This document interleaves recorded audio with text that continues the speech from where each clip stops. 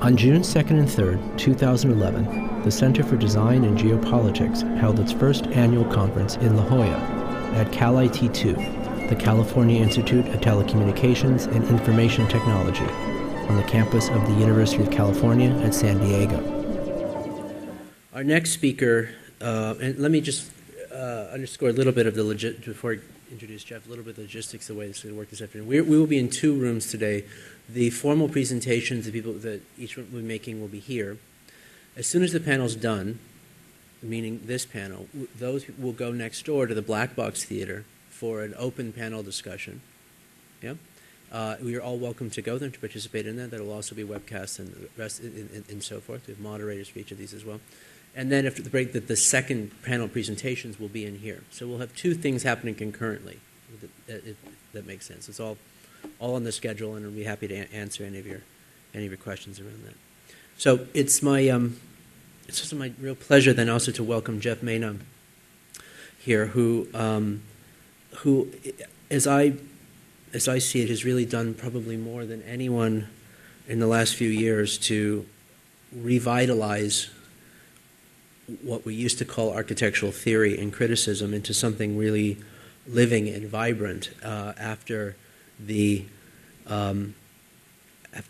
what I see as sort of the failure of the deconstructivist moment of architectural theory and criticism, after the prep school cocktail party of the Kohlhaas moment of architectural criticism, and has reintroduced a way of seeing the scale of the architectonic that has reset the conversation in ways that I think will reverberate well beyond the sometimes too self-satisfied spaces in which it had located itself and found itself to be too comfortable.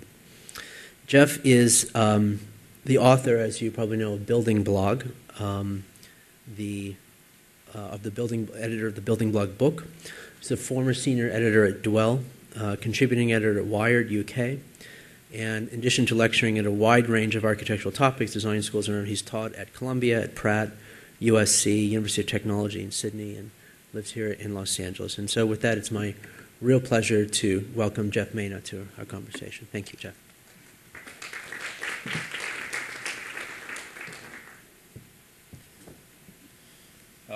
Thank you, Benjamin, for the introduction, but also for putting together such a wide-ranging and intensive event with so much else going on. I think it's started off well, and you've done a good job of bringing all these people together. So thanks for including me, and thanks Norman as well for the earlier presentation.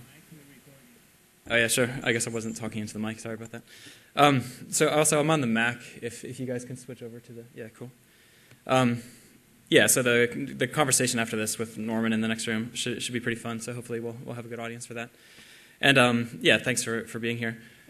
So what I'm going to be doing is talking less about architecture as such, and more about really kind of territory, landscape, and the geopolitical in a very geographic sense. One of the things that has interested me as kind of a running sub-theme on the blog are ways in which territorial transformation results in cultural shifts, governmental shifts, changes in what it means to be a sovereign nation, who has sovereignty over what, how resources are divided in an era of things like climate change, and even in catastrophic landscape processes such as landslides and earthquakes. And what happens to the sort of cultural laminations that exist over top these dynamic terrestrial conditions and locations. So I'm going to go through several examples of that, and just kind of hopefully open up a conversation for after this to talk about some more of these themes.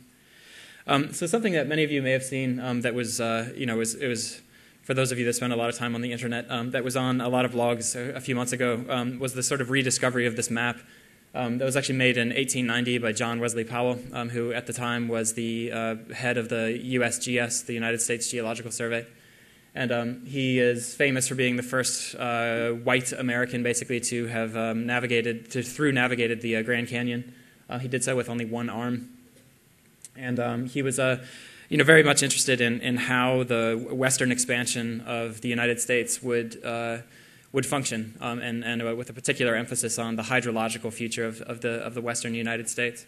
And so what you're looking at is his fascinating and I would say very prescient idea of how the United States in the West should be mapped and how the states themselves should be organized. In the context of today, we might say, how should the United States be designed? And what he was proposing, as you can see in this map, was the division or the creation of future states based on watersheds and rivers and what he calls at the bottom drainage districts.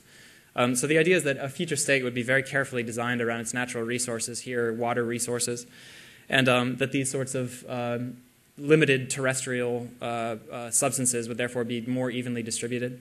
What's interesting is that whether or not this would have worked, and obviously this is not the plan that got implemented, it would have, at least theoretically, would have avoided some of the problems that we have today. Where it's interesting when you really look at the water rights and treaties that do exist in the West currently.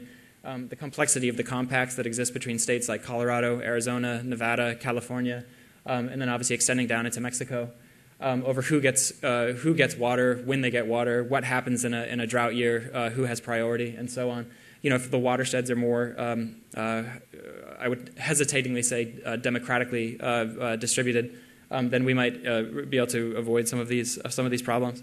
On the other hand, it would be interesting maybe just to speculate briefly about what other kinds of what I'm referring to as the resource state, what might be possible today. Could you see something like a clean air map of how future states could be organized? Would it be possible to have a mineral map of future states of a kind of emerging U.S.? Is this exactly what we see to some extent in the kind of reorganization of parts of Canada and the far Arctic North, with the more or less creation of kind of a First Nations situation and Nunavut, and the reorganization of mineral wealth and that kind of thing, and tar sands. So anyway, I think that this is interesting, just kind of emblematically for what I'm going to be talking about as far as the idea of taking an alternative vision of the future from the past and trying to see if there's some kind of futuristic application of it today, and where that might go. But the resources that are divided up geopolitically and geographically and cartographically, for that matter, aren't just physical resources. Here, what I'm referring to as temporal gerrymandering is the division of the Earth into time zones. The history of time zone division is obviously too long a story to get into today, but it's worth pointing out, of course, that it's not nearly as clean as you might expect it to be. Even just parts of the United States, having had grandparents that lived in Indiana and having just been on a road trip through Arizona, it's worth pointing out that there are even parts of the United States where there are states in certain time zones, but they opt out effectively. There are whole parts of the world that don't correspond to the time zone that they quote-unquote should be in. All of China famously is one time zone. If you look at the map as well, you'll notice that the United Kingdom is on a totally different time zone from the rest of Europe, despite its position being far to the east of most of Spain and a great deal of France. There's even speculation that the United Kingdom, which is at the moment is kind of almost like the appendix on the EU project, would be maybe more fully integrated into the EU as a political and economic master plan if it was on the same time zone. But in some ways, it's kind of programmed itself to be closer to the United States, which is the essential relationship as it's now referred. Sorry about that. So in any case, I think it's so this division of the world into what I would say sort of temporal gerrymandering has a really interesting effect when you look at something else that was in the news about maybe 2-3 weeks ago, which I'm assuming actually this was the first story that came to mind when I was reading about the description of today's event. I think this is fascinating. So the nation of Samoa has basically opted to jump across the international date line. So that it'll be one day, or it'll be in the same day as Australasia. So it'll be much closer to its now dominant trading partners, which are Australia and New Zealand. So as you can see from this kind of crude diagram, the international date line then would be sort of warped to go around Samoa and allow Samoa to exist in tomorrow while we're here today. But what's interesting is that they've actually done this before. It's a very fickle nation, obviously, and so they actually jumped across the date line the other direction in order to be closer to the United States. And there was even talk of potentially of Samoa being, a 51st American state and being much more fully absorbed into the U.S. Imperial Pacific project.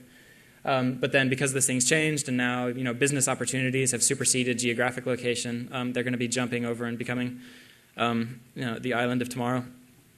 But it's also worth remembering in the previous map that, are there other circumstances then? So if, as Australia and New Zealand, as the economies there kind of absorb the attention of Samoa, we see other situations, like with the BRIC countries, Brazil, Russia, India, and China, other countries maybe jumping back one time zone or ahead another time zone in order to be more fully integrated into, say, Shanghai's stock exchange, even for that matter, the Tokyo Stock Exchange, or as you can see in the sort of the way that northwestern Brazil and Argentina are in different time zones. Might we see reorganizations of that in the future? It's just interesting to imagine that kind of thing, as well as more speculative. Could an incredibly entrepreneurial country such as, say, Dubai or the United Arab Emirates? Yeah, Arab Emirates is a better example.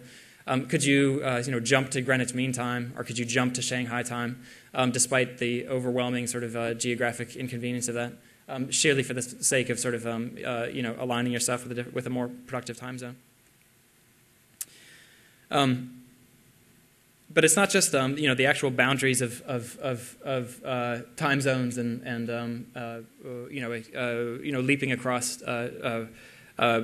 imaginary lines in the middle of the Pacific.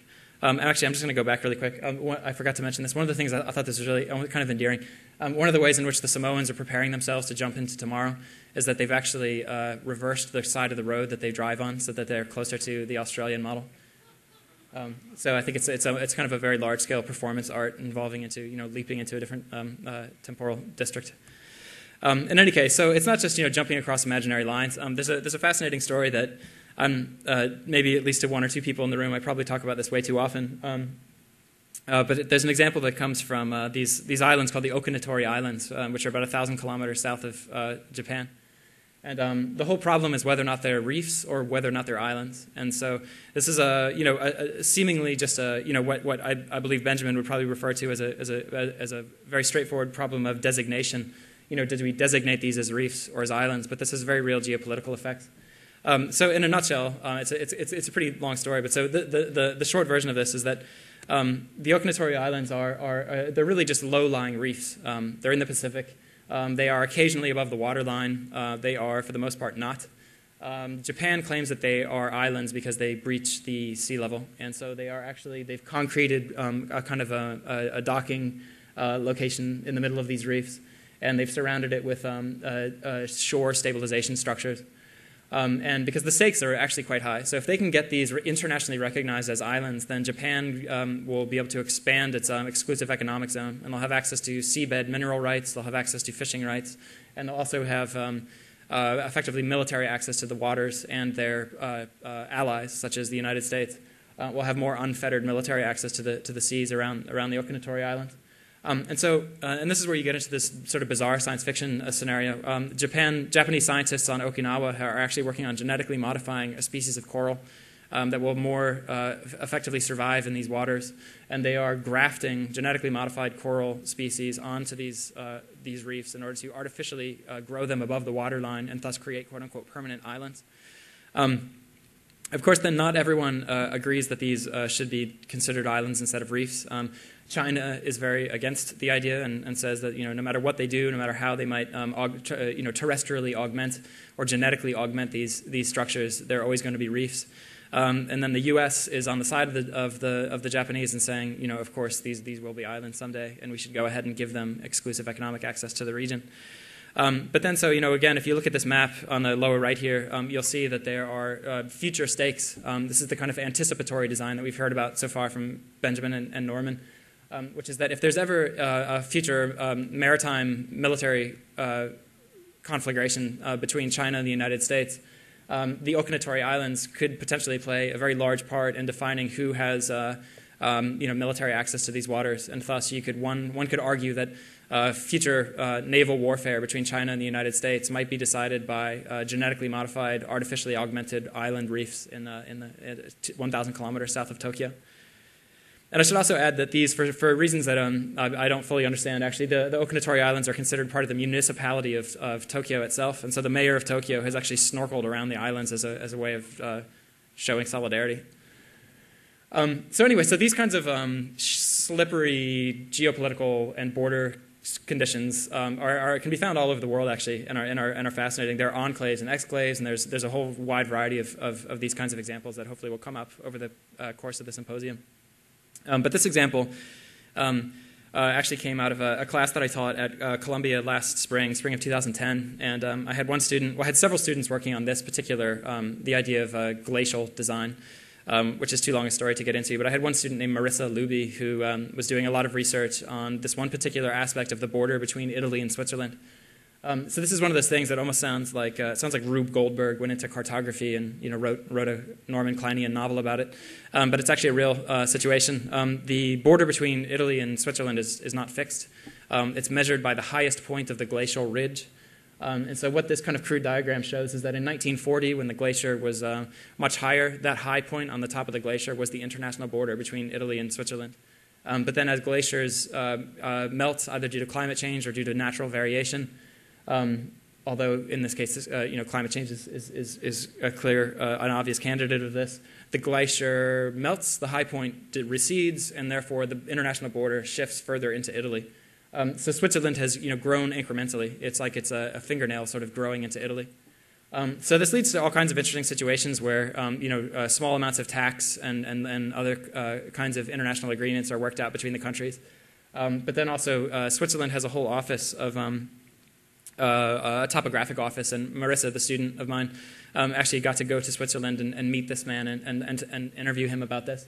And so they have this whole a field office that measures their border, that is trying to come up with a more permanent border for these two nations. And they have this great website where you can see Our Boundaries Move, where they proclaim that the country itself is kind of in a variable, a blur condition in Benjamin's sense. So we in the specific course that I taught, we talked about ways of, can you preserve the border the way it is? Could you there are things that can be used like reflective blankets to keep temperatures down on glaciers, and thus they use these in ski resorts so that you can preserve snow and ice from one season to the next, or at the very least from one part of the season to the end of the season. So could these sorts of technologies be repurposed in the name of sovereignty to preserve glaciers as they are, and thus preserve the international border where it once was? Or on the contrary, or is there a kind of anticipatory design strategy where that the border is coming towards you at the rate of, say, 2 meters per year? And so in a decade's time or 2 decades' time, the international border will cross over something, and so an entrepreneur could have a business waiting to suddenly be in Switzerland. Or could that be the sort of the future of illegal immigration? You just stand still for 20 years and you wait for the border to come. Anyway. But so these ideas, or these examples so far, have been relatively literal. They're real life examples. They're physical. They're geological. They're climatological. But some of this idea of the fuzziness of the nation state, or the fuzziness of the exterior boundary, the porosity and the perforations that exist on the fringe, also take on more abstract and harder to pin down examples. And so one thing that came up, and that I think is a really fitting story for this symposium, was in December of 2010, so 6 months ago. WikiLeaks leaked a list of what are referred to as critical foreign dependencies. And it came out of a diplomatic cable that Secretary of State Clinton sent in, I believe it was February of 2009. And the cable itself was only marked for declassification in 2019, so it was leaked 9 years early. But so what it was was a list of 100 sites around the world, none of which are in the United States, and all of which are considered vital to the functioning of the United States economy, military, culture, and even its epidemiological infrastructure.